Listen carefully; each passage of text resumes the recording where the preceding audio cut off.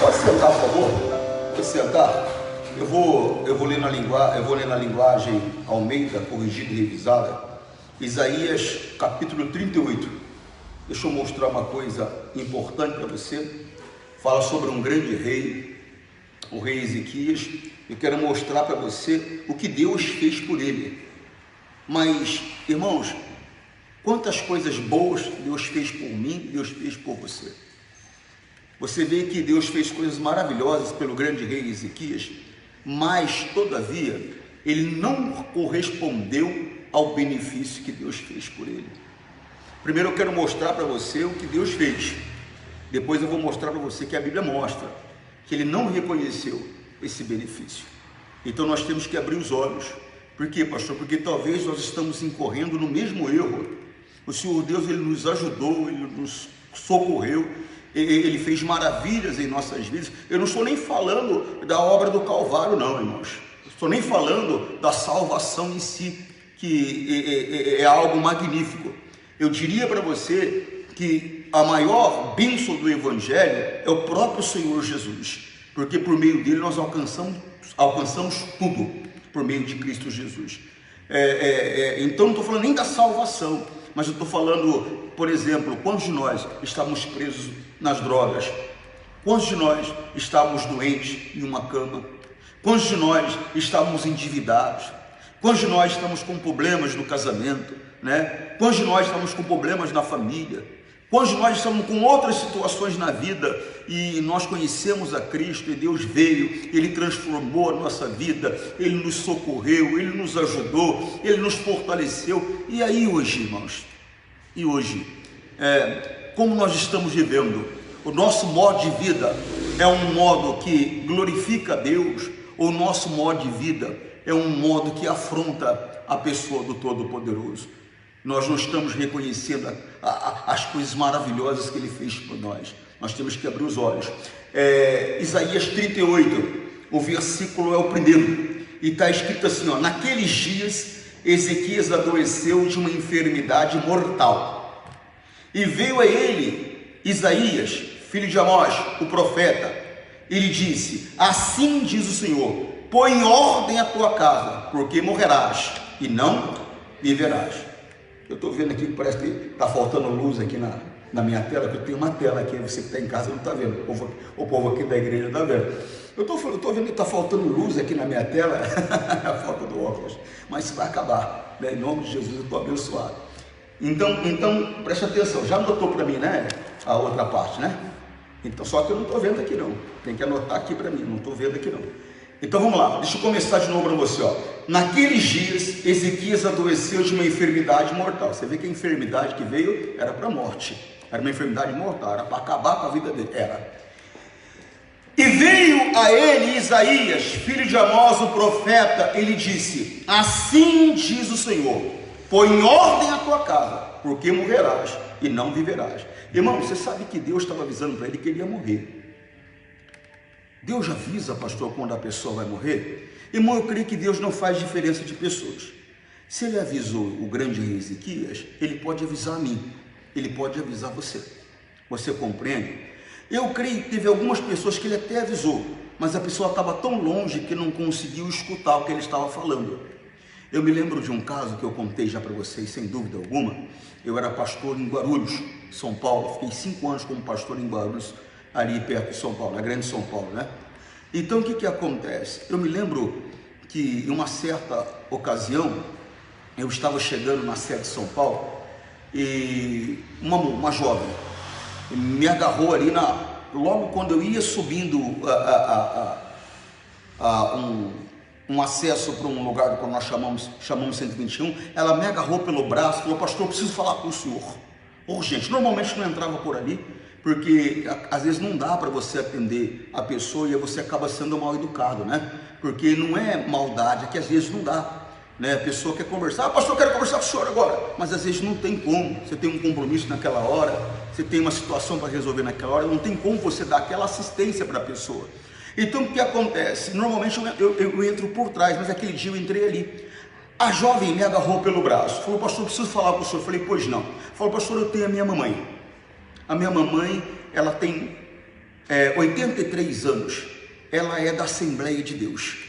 Ela chegou para mim um certo dia, minha mamãe, e falou: olha filha, tem um pastor que eu vejo na televisão, que quando eu vejo, o meu coração vai enchendo, enchendo, enchendo, parece que vai explodir. Eu precisava conhecer esse pastor. E ela falou assim, ela falou: mãe, mas quem é o pastor? Fala o nome que eu procuro. Ela falou: filha, eu não sei. Falou: mãe, que horas que ele passa na televisão? Filha, 8 horas da manhã.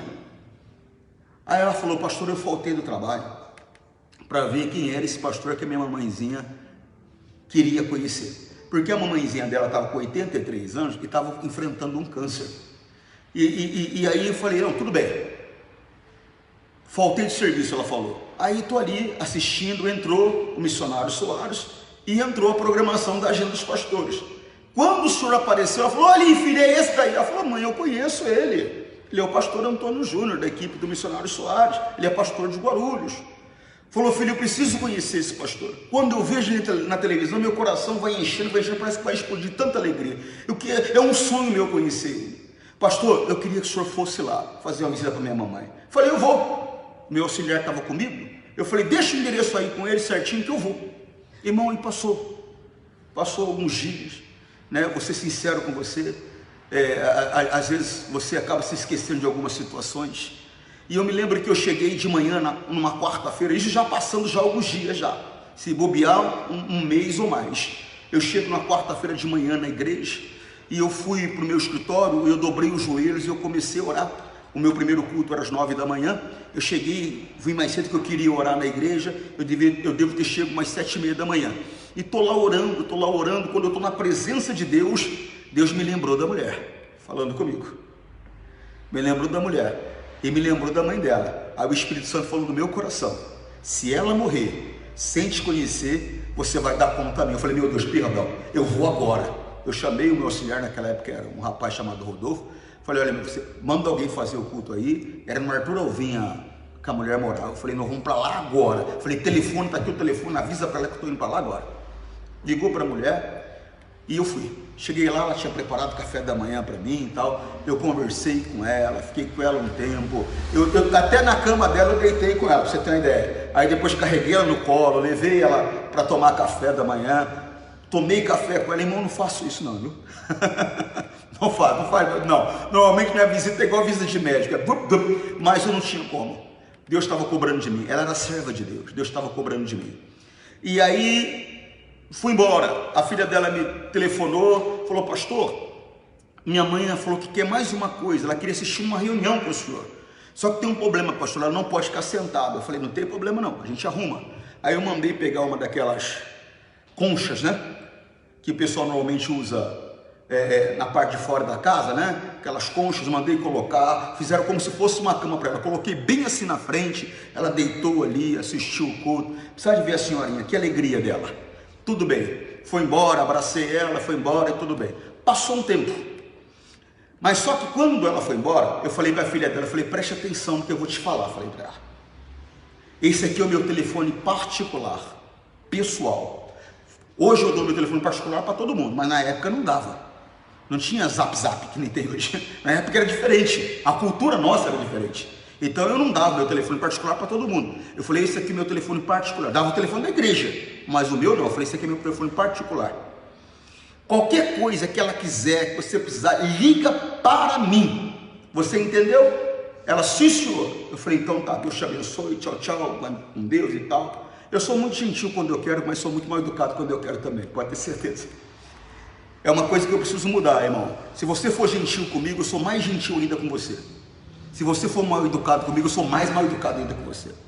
Eu tenho procurado mudar, tenho lutado há anos para isso. Vamos ver, uma hora a gente muda. Nós estamos em estado de metamorfose. A verdade é essa. Então o que acontece? Passou. Aí teve um dia que eu estou em São Paulo, um sábado. Eu estou na sede de São Paulo. Aí fui no Shopping do Povo. Você já parou para prestar atenção quando alguém fixa o olhar em você, você percebe? Já parou para prestar atenção? E eu vi assim que alguém estava me olhando, mas era um olhar ruim. Aí eu procurei a mulher, filha daquela senhora, e veio na minha direção. E eu: tudo bem? Ela: não está bem não. Eu falei: mas por que não está bem? está acontecendo? Ela falou, minha mãe morreu. Eu falei, puxa, que tristeza. E ela morreu muito triste com o senhor. Eu falei, triste comigo? Eu falei, mas por quê? Porque eu deixei recado para o senhor na igreja, o senhor não me respondeu. Eu falei, olha, eu falei para você ligar para mim. Infelizmente o obreiro tem esse problema. Muitas vezes ele liga na igreja, deixa recado para o pastor, o recado não chega. Aí parece que é o pastor que não quis dar atenção. Às vezes chega um doce, né? Macho. Às vezes chega um doce, o pastor não vê também. Aí você pensa que o pastor não gostou, o pastor nem comentou, ele nem gostou, o pastor nem viu. Né? Ficou no meio do caminho por aí, né? O pastor nem viu. Então é bom entregar na mão do pastor. Aí eu falei sério com ela. Eu falei, a culpa é sua. Eu falei, você sabe que você está bravo? Para você tentar disfarçar a tua dor de consciência. Porque você sabe que quem errou foi você, não fui eu. Eu falei para você, me liga que eu vou lá dar um auxílio para ela. Você não me ligou. Aí ela chorou, pediu perdão para mim, que era realmente isso mesmo. Aí ela me contou algo maravilhoso, que é o que eu queria contar para você. Eu falei, ela morreu quando? Ela falou, pastor, 3 dias antes dela morrer, ela me chamou e falou assim, filha, eu queria ver aquele pastor mais uma vez, só mais uma vez. A mamãe vai morrer domingo, 6 horas da tarde. Ela falou, eu estava orando, Jesus veio falar comigo, então a mamãe vai morrer domingo. Filha, Jesus é o caminho, fica com ele, não larga Jesus de jeito nenhum, respeita a palavra, é a única maneira de você ser salva, passar a eternidade no céu. Me deu um monte de conselho, pastor, e fez esse pedido. Aí eu mandei o recado para o senhor, falei, se você tivesse ligado para mim, eu teria ido lá. Eu já sabia onde era fácil de ir. Era em Arthur Alvim, era fácil de ir, quer dizer. Mas o que eu quero que você veja, que Deus ele não faz diferença de pessoas. Se ele avisou o grande rei Ezequias, ele avisa a mim, ele avisa você. No caso de Ezequias, vai ter um ato de misericórdia. Preste atenção para você ver, ó. Naqueles dias, Ezequias adoeceu de uma enfermidade mortal, e veio a ele Isaías, filho de Amós, o profeta, e lhe disse, assim diz o Senhor, põe em ordem a tua casa, porque morrerás e não vai morrer agora. Você vai falando, você vai perder a salvação. Então, se conserta, arruma a tua casa, porque você vai morrer e não vai viver. Irmãos, eu ouvi alguém dizer assim, que você tem que viver a palavra de Deus hoje, como se Cristo voltasse amanhã. Eu digo a você que está errado. Viva hoje, como se ele voltasse hoje. Por quê, pastor? Porque você não sabe. Deixa sempre a tua casa em ordem. Porque se você fechar os olhos, irmão, você vai passar a eternidade com ele. Lembra que eu tenho ensinado para você? A árvore, na onde ela cair, por norte ou por sul, a Bíblia diz, da onde ela cair, ela vai ficar. Se eu fechar os olhos agora salvo, eu vou passar a eternidade salvo. Se eu fechar os olhos agora condenado, eu vou passar a eternidade condenado. Você vê que foi uma orientação de Deus para ele, põe em ordem a tua casa, porque morrerás e não viverás. Quer dizer, ele estava vivendo agora de uma maneira que não era correta aos olhos de Deus. E se você parar para observar a vida do grande rei Ezequias, olha, é minha humilde opinião, para mim foi um dos grandes. Para mim, maior do que Ezequias, no meu modo de enxergar, por favor, é minha opinião. Para mim, maior que Ezequias foi Davi. Salomão foi grande também. Mas Ezequias foi grande. Irmão, ele restaurou o templo do Senhor. Ele destruiu os altos postes ídolos. Ele ensinou o povo a adorar a Deus. Ele abriu a porta da casa do Senhor. Ele restaurou o altar do Senhor. Ele foi um homem verdadeiramente, ele ensinou as pessoas a adorarem a Deus, mas todavia, agora, ele estava numa prática que Deus condenava. A Bíblia não mostra o que é, mas a Bíblia mostra que ele não estava bem, tanto que fala, põe em ordem a tua casa, quer dizer, a vida dele não estava em ordem, não estava de acordo com a palavra, porque uma vida em ordem aos olhos de Deus, é uma vida de acordo com a palavra. Eu estou vivendo de acordo com a palavra, não guardo rancor no meu coração, eu não sou mentiroso, eu não sou roubador, eu não sou lascivo, eu não me prostituo, quer dizer, eu respeito as orientações de Deus, então minha vida está em ordem, eu estou vivendo de acordo com a palavra. No momento que qualquer área da minha vida está fora da palavra de Deus, ela não está em ordem, não está em ordem. Você compreende o que eu estou falando, sim ou não? Então você deve se examinar. A Bíblia diz, examine o homem a si mesmo. Você tem que se examinar, eu tenho que me examinar. E se tiver alguma coisa na nossa vida que está contraditória à palavra, então aquela área não está em ordem. Então nós temos que colocar em ordem. Você compreende o que eu estou falando, sim ou não? Assim diz o Senhor, põe em ordem a tua casa, porque morrerás e não viverás. Essa doença, ela veio, foi para te matar. Então, mas o mais importante é que você esteja em ordem, que a tua vida esteja em ordem. É aquilo que eu tenho ensinado para você. Não importa quando você morre, não importa quando, importa para quem fica. Para você que morre, para mim, o importante não é quando, é para onde vamos. É isso que às vezes as pessoas não entendem. Nossa, tadinho, morreu tão jovem. Para onde ele foi? Ele andava de acordo com a palavra de Deus? Vai passar a eternidade com Jesus? Aleluia. Por mais doloroso que seja, aleluia. Nossa, eu acabei de ver aqui uma notícia que surgiu aqui no meu celular. Paulo José morreu com 84 anos agora. Acabei de ver aqui no meu celular agora. Puxa vida, uma vida inteira, 84 anos, que maravilha, né? Morreu com Jesus? Aleluia. 84 anos, teve uma vida maravilhosa, não estava vivendo de acordo com a palavra, não morreu com Jesus. Que adiantou 84 anos? Você entende o que eu estou querendo dizer para você? Não importa para onde, aliás, não importa quando, não importa nem como, importa para onde. Importa para onde. Puxa, que tristeza, o João morreu, arrancaram a cabeça dele. Puxa, para onde ele vai não precisa de cabeça não. Onde ele vai não vai precisar de cabeça não, porque lá a carne não entra, lá só entra o espírito. Irmão, põe em ordem a tua casa, porque morrerás e não viverás. Versículo 2: e virou Ezequias o rosto para a parede e orou ao Senhor. Você está em dificuldade? Uma enfermidade chegou, um problema financeiro chegou, um problema familiar chegou, uma outra dificuldade chegou. Aprenda: de onde virá o meu socorro? O meu socorro vem do Senhor que criou os céus e a terra. Irmão, em outras palavras, dobra os joelhos e vai clamar a Deus. Vai orar ao Senhor. Deus ouve, Deus responde. Em qualquer circunstância, pastor, em qualquer circunstância, Deus ouve e responde. Até mesmo se eu estiver em pecado, Deus ouve e responde. Pastor, a Bíblia diz que Deus não ouve pecadores. Mas se eu estou em pecado, peço perdão para Ele, Ele não vai me ouvir, meu pedido de perdão? Vai. Se confessamos o pecado, Ele é fiel e justo para me perdoar, me purificar de toda injustiça. Não ouviu minha oração? Ouviu. O que Ele não ouve é aquela pessoa que não quer mudar o comportamento dela e vive numa prática de pecado. É diferente. Você compreende, sim ou não? Então virou Ezequias o rosto para a parede e orou ao Senhor e disse: ó Senhor, lembra-te, peço, que andei diante de ti em verdade e com coração perfeito, e fiz o que era reto aos teus olhos. E chorou Ezequias muitíssimo. Eu quero que você observe a posição do verbo.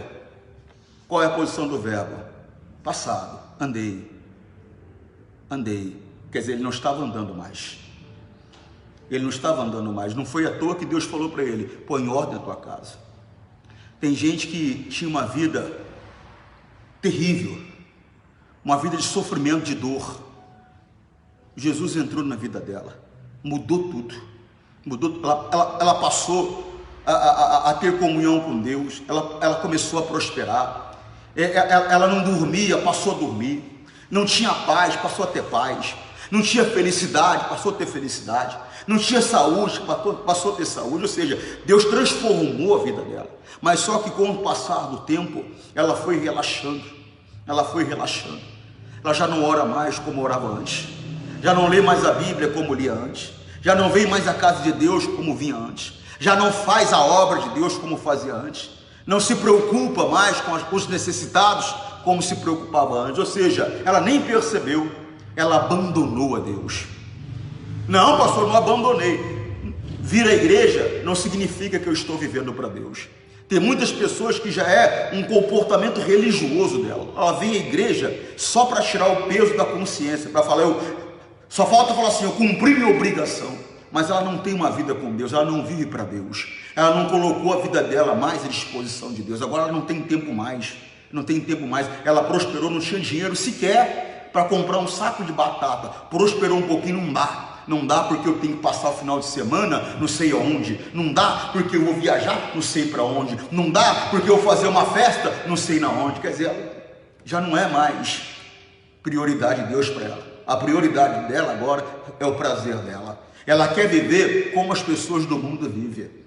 Só que tem um porém: se eu for viver como as pessoas do mundo vivem, eu vou estar sem Deus como as pessoas do mundo estão sem Deus. É coisa séria que eu estou falando com você. Você está entendendo, sim ou não? Então virou Ezequias o rosto para a parede e orou ao Senhor, e ele disse: ó Senhor, lembra-te, peço, que andei diante de ti em verdade e com o coração perfeito. Fiz o que era reto aos teus olhos. E chorou Ezequias muitíssimo.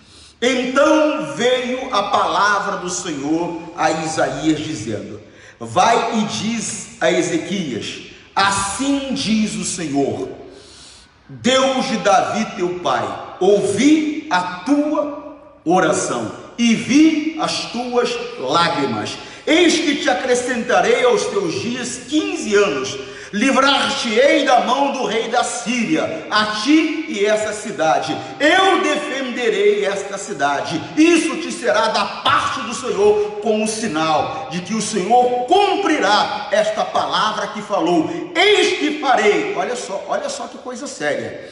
Eis que farei que a sombra dos graus que passou com o sol pelo grau do relógio de Acás volte 10 graus atrás. Assim recuou o sol 10 graus pelo grau que já tinha andado. O que Deus fez, irmão? Irmão, ele voltou o tempo. Coisa que qualquer um vai falar aqui, pastor, é impossível. Ele voltou o tempo.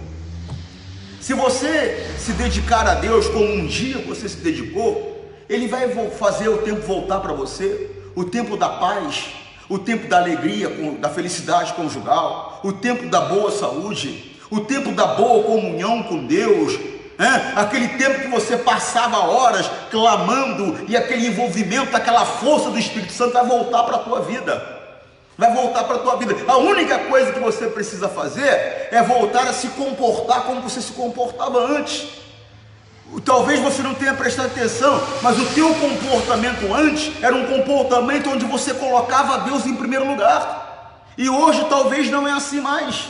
Hoje talvez o que importa mais é o sentimento do teu filho, o sentimento do teu marido, o teu próprio sentimento, o teu próprio prazer. Deus já não é mais a prioridade na tua vida. E aí, pastor, é aí que a tua vida se desarrumou, se desorganizou. E Ele está dizendo: organiza a tua vida, põe ordem. Porque se você não põe ordem, em vez de você ter a vida, você vai ter a morte. Você está entendendo o que Deus está falando com você?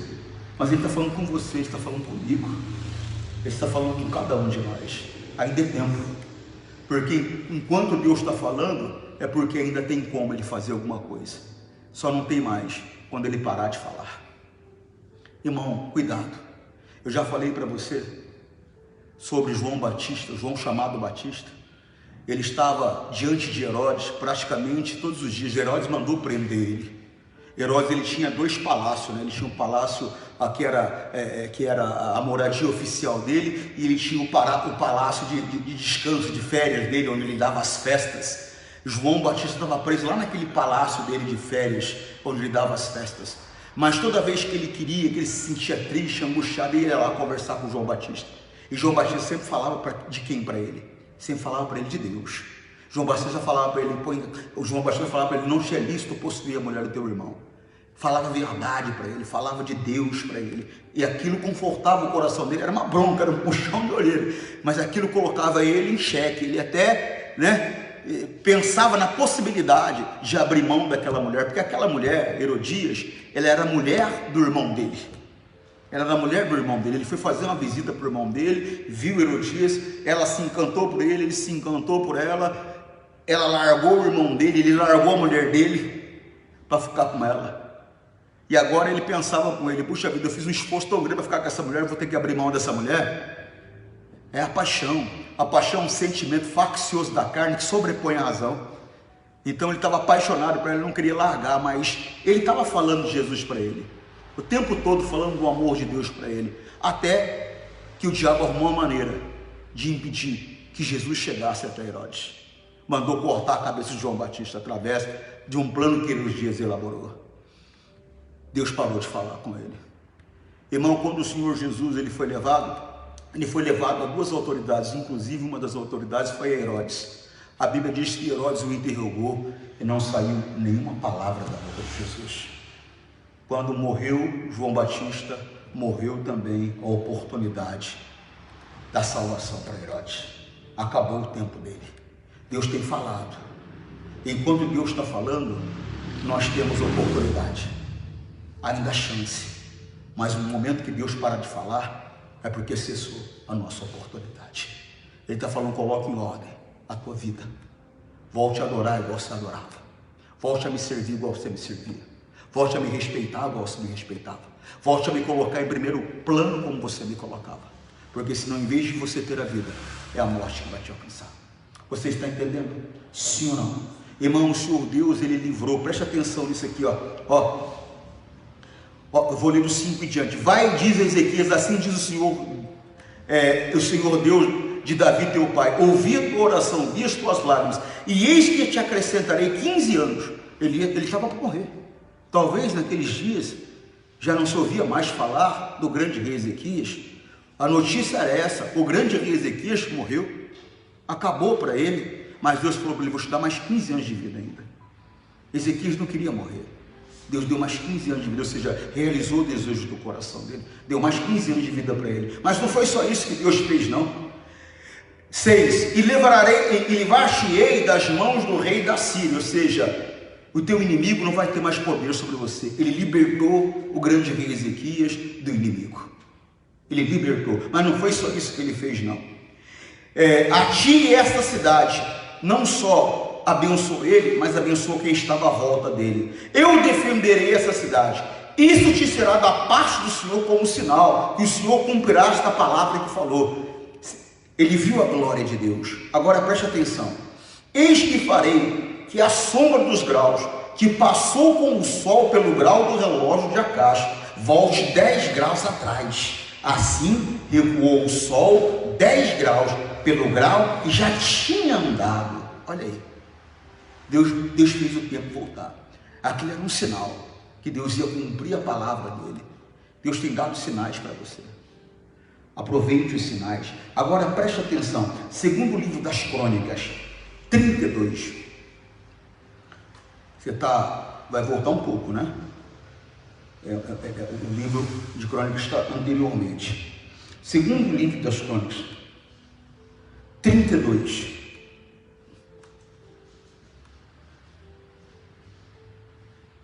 versículo 24. Você viu quantas coisas maravilhosas Deus fez para ele? Quantas coisas maravilhosas Deus já fez para mim, Deus já fez para você? Nós não podemos incorrer neste erro aqui, preste atenção. Naqueles dias, Ezequias adoeceu de morte e orou ao Senhor, que lhe falou e lhe deu um sinal. Lembra qual foi o sinal? Lembra? Deu mais 15 anos de vida para ele, livrou ele da mão do inimigo, fez com que o tempo voltasse, né? Lembra sim ou não? Mas, olha aí, 25. Mas não correspondeu Ezequias ao benefício que lhe fez, porque o seu coração se exaltou, pelo que lhe veio grande indignação sobre ele, sobre Judá e Jerusalém. Olha aí, veio grande indignação, hein? Cuidado, hein? Você não está reconhecendo o benefício que Deus fez. Cuidado. Por quê, pastor? Aquilo que eu te falei: Deus é amor, mas Deus é justiça. Deus é bom em todo tempo, mas Deus é justiça. Está na hora de começar a reconhecer o que Deus fez por você. Olha de onde você veio, olha onde você está. Olha quem você era, olha o que Deus fez por você.